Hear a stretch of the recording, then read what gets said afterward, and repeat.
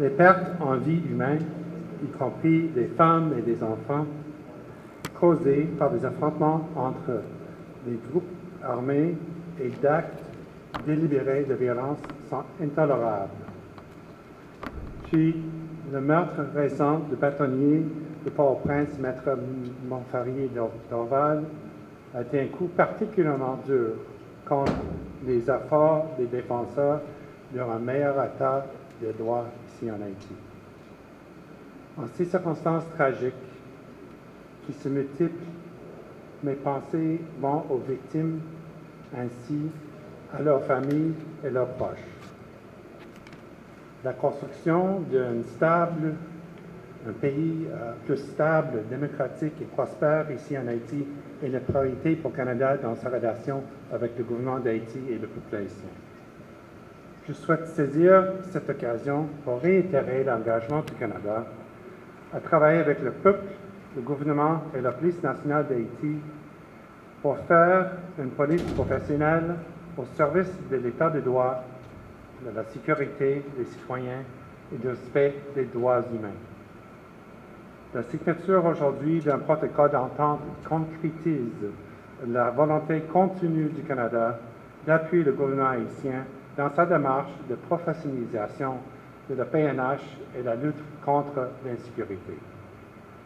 La Police nationale d'Haïti, qui a fêté ses 25 ans d'existence en juin de cette année, est une institution jeune, mais qui a bénéficié depuis sa naissance de l'appui constant et multiforme des Nations unies, de la coopération bilatérale et internationale. Le ministère de la Justice et de la Sécurité publique,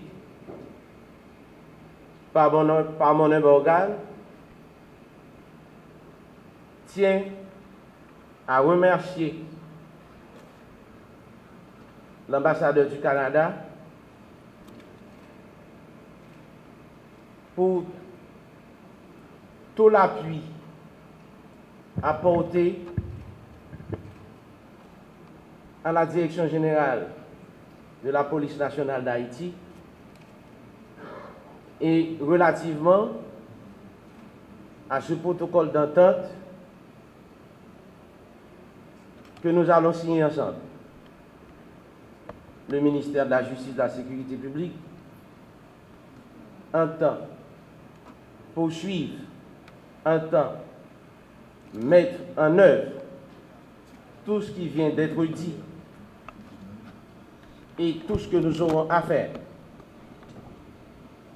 pour pérenniser la collaboration qui existe entre le Canada et Haïti.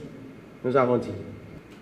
L'exercice de ce matin est d'une importance capitale, qu'il s'agisse d'une initiative inscrite dans le partenariat et des relations stratégiques qui lient la République du Canada et Haïti, dont l'engagement de longue date envers notre pays le positionne en tant qu'un des principaux partenaires bilatéraux. Je souligne également que la République d'Haïti est l'un des plus grands bénéficiaires de l'appui canadien dans les Amériques. Monsieur l'ambassadeur, le président de la République s'est maintes fois exprimé avec force sur la nécessité d'une nouvelle manière de coopérer. Au-delà des discours, c'est par cet acte que les partenaires techniques et financiers peuvent nous convaincre et que nos priorités sont réellement prises en compte.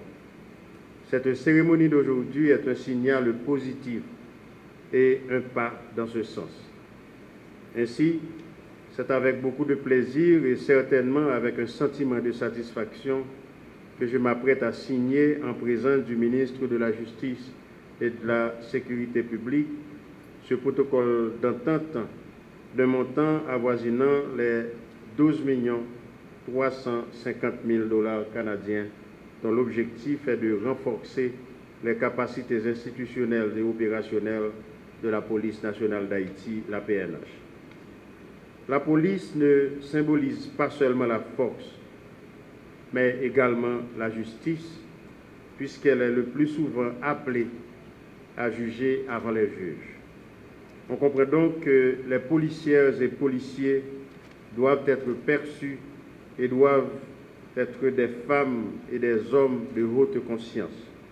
C'est dans cet esprit que le premier volet vise à veiller à l'intégrité du corps et lutter contre toutes les formes de corruption qui sévissent en son sein.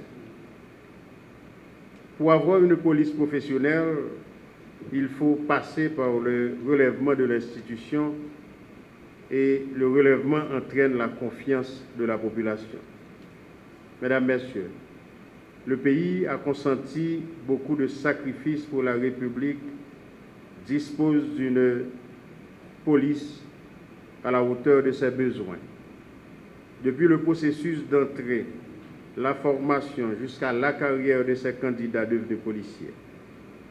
C'est dans le but de préserver les acquis que le second volet du projet s'investira dans une meilleure valorisation des ressources humaines et matérielles de la PNH.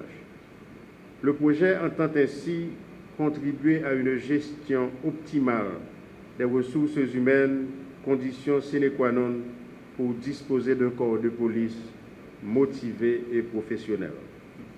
Les ressources du projet interviendront également dans la dimension logistique afin de faire le meilleur usage des équipements à travers un plan de gestion approprié.